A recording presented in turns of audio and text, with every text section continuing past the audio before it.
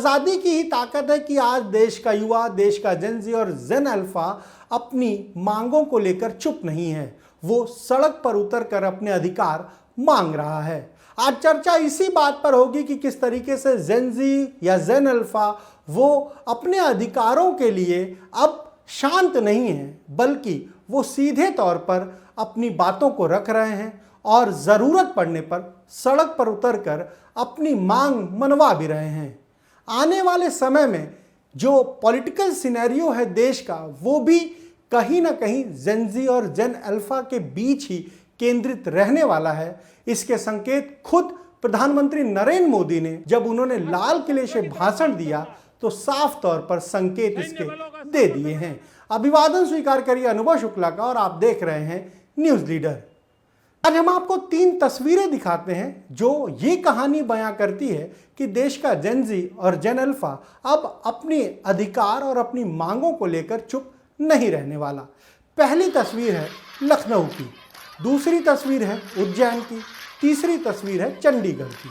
लखनऊ में सर्वोदय विद्यालय में जो पढ़ने वाले जेन अल्फा थे, उनको जो नीट की जो तैयारी कराई जा रही थी, उस कोचिंग के टीचर्स नहीं आ रहे थे।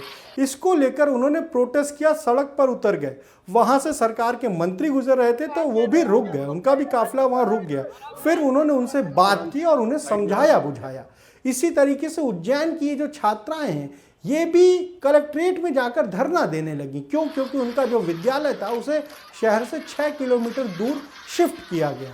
और चंडीगढ़ के ये मूक बधिर विद्यालय के बच्चे, इनका कहना है कि पढ़ाई अच्छे से नहीं हो रही है, ठीक ढंग से पढ़ाई कराई जाए, इसलिए इन्होंने भी अपनी मांगों को लेकर ये प्रदर्शन किया है। ये तस्वीर साफ तौर पर बताती है कि किस तरीके से जो संविधान का आर्टिकल 19(1)(a) है, जो अभिव्यक्ति की आज़ादी का अधिकार देता है, उसका आज का युवा कितना बेहतरीन तरीके से इस्तेमाल कर रहा है। वो अपनी जायज़ बातों को लेकर प्रदर्शन करने में हिचक नहीं रहा है। और ये तस्वीर हमने तब भी देखी जब जंतर मंतर पर नीट पेपर लीक को लेकर आंदोलन छात्रों का शुरू हुआ। और वो आंदोलन तब तक खत्म नहीं हुआ जब तक कि देश के शिक्षा मंत्री धर्मेंद्र प्रधान ने इस्तीफा नहीं दे दिया। ये साफ तौर पर बताने के लिए काफ़ी है कि आज का जो युवा है वो मौन नहीं है। हम अगर अपनी बात करें या हमारी पीढ़ी के समय की बात करें तो तमाम सारी चीज़ों पर हमारे जो पीढ़ी थी हमारी, वो कहीं ना कहीं मौन हो जाती थी। अगर उसे कोई दिक्कत होती थी तो वो इस तरीके से खुलकर अपनी बातों को रखते नहीं थे। शायद हमारी पीढ़ी के साथ एक समस्या, एक दिक्कत ये थी। लेकिन आज का जेन-ज़ी, जेन अल्फा इससे बिल्कुल उलट है। वो अब अपनी हर बात को एक सही तरीके से कहने के लिए बिल्कुल जो सोशल मीडिया के टूल है उनका भी इस्तेमाल करता है और वो अपनी हर एक बात को तर्क के साथ रखता भी है। एक और उदाहरण आप समझिए, नालसार लॉ यूनिवर्सिटी में जब छात्रों ने विरोध किया तो BCI यानी कि जो बार काउंसिल ऑफ इंडिया है, उन्होंने बैन करने की बात कही। फिर इसमें खुद सुप्रीम कोर्ट ने इंटरवीन किया और जो भारत के CJI हैं यानी chief justice of India Suryakant, उन्होंने कहा कि भाई छात्रों को विरोध करने का हक है और इस तरीके से उनके विरोध पर कोई इतना बड़ा फैसला नहीं ले सकता या फिर उसे कोई गलत नहीं ठहरा सकता। ये खुद भारत के मुख्य न्यायाधीश ने ये बात कही। इसके अलावा स्वतंत्रता दिवस पर जब नागपुर में RSS का कार्यक्रम हुआ तो मोहन भागवत जो RSS प्रमुख हैं, सरसंघ चालक हैं, उन्होंने कहा कि जो जेन-ज़ी है वो देश का डिविडेंड है, यानी डेमोग्राफिक डिविडेंड है, लाभांश है, और अगर हमने उनका सही इस्तेमाल किया तो आने वाले समय में वो भारत को विश्व गुरु बना देंगे। लेकिन अगर उन्हें सही शिक्षा नहीं मिली, सही दिशा नहीं मिली तो 30 साल बाद वही देश पर बोझ बन जाएंगे। इससे पहले जब मुंबई में जेन-ज़ी के साथ मोहन भागवत का संवाद हुआ तो उन्होंने क्या कहा था, उसे भी याद करिए। उन्होंने कहा था कि जेन-ज़ी जो है वो अपनी बातों को बहुत ठीक तरह से रखना जानते हैं, वो एंटी नेशनल नहीं है और जो पुरानी पीढ़ी थी उससे ज़्यादा वो ईमानदार है। ये बातें उन्होंने कही थी। और अब अगर हम बात करें कि किस तरीके से युवाओं को लेकर, जेन जी, जेन अल्फा जो इतने मुखर हो गए हैं, हर बात को वो रखते हैं, उनके पास सोशल मीडिया पर अलग अलग टूल है अपनी बातों को रखने के लिए। उनके पास इंस्टाग्राम की रील है, उनके पास एक्स के हैंडल हैं, उनके पास तमाम सारे और जो हम कहें कि यूट्यूब है उसके जो वीडियोस हैं, रील्स हैं, वो सारे उनके टूल हैं जिसके जरिए वो अपनी बातों को बहुत बेहतर ढंग से पहुंचाने में कामयाब हो रहे हैं। और जो बात प्रधानमंत्री नरेंद्र मोदी ने लाल किले की प्राचीर से कही, उसे समझना और उसे जानना बेहद जरूरी है, क्योंकि प्रधानमंत्री ने अपने भाषण में तकरीबन 54 बार युवा शक्ति, यूथ पावर की बात कही, जेन-जी की बात कही। उन्होंने 3 बड़ी घोषणाएं भी जेन-जी और जेन अल्फा के लिए की है।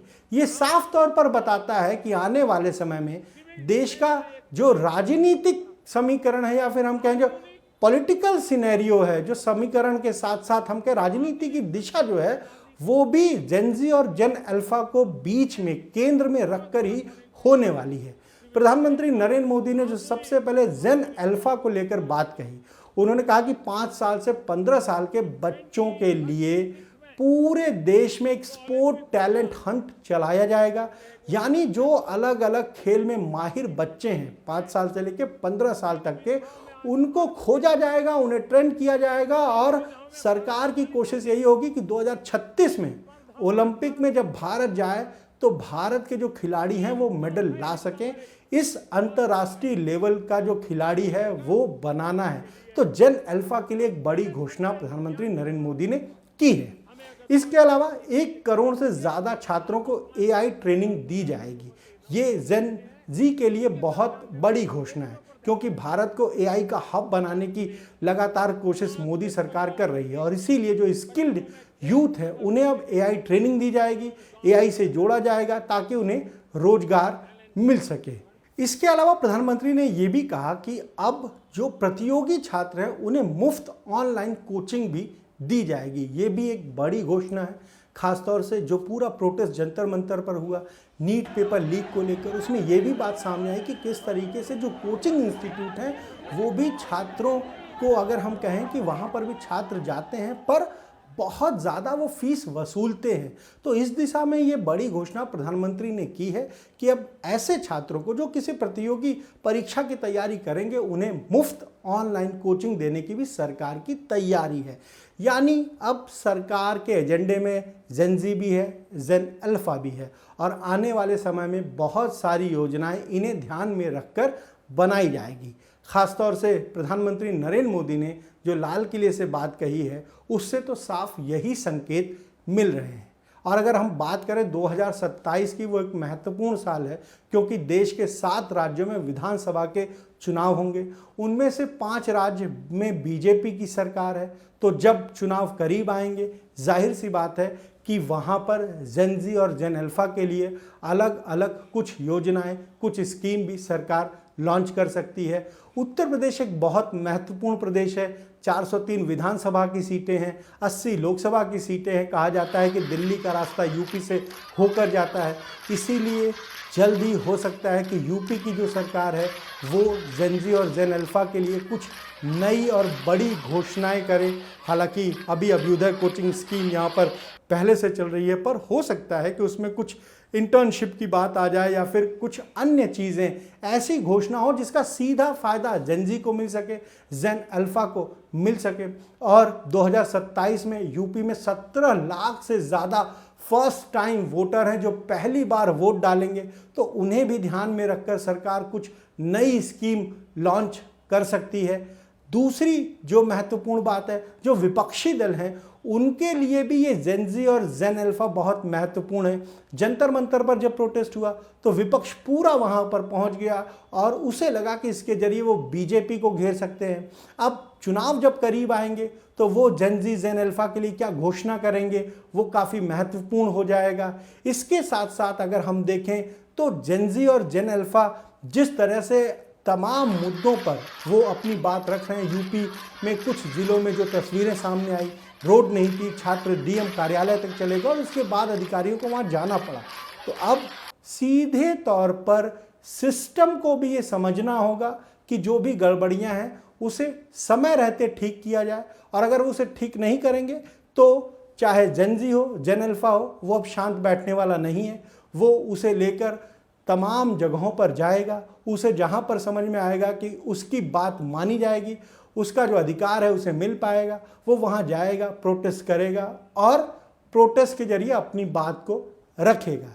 इसलिए सिस्टम में जो लोग बैठे हैं उन्हें भी ये समझना होगा कि जेन ज़ी हो, जेन अल्फ़ा हो, उनकी बात को सीधे तौर पर नकार देना ठीक नहीं है। अगर कोई समस्या है तो उस समस्या का समाधान करना भी बेहद ज़रूरी है। आने वाले समय में देश की सियासत में कुछ बड़े बदलाव जेन ज़ी और जेन अल्फ़ा को ध्यान में रखकर किए जाएंगे और उस बदलाव के जरिए कोशिश यही होगी कि जेन ज़ी और जेन अल्फ़ा के लिए बेहतर रास्ते और अवसर उन्हें मिल सके। आज इस वीडियो में इतना ही। आप जुड़े रहे न्यूज़ लीडर के साथ।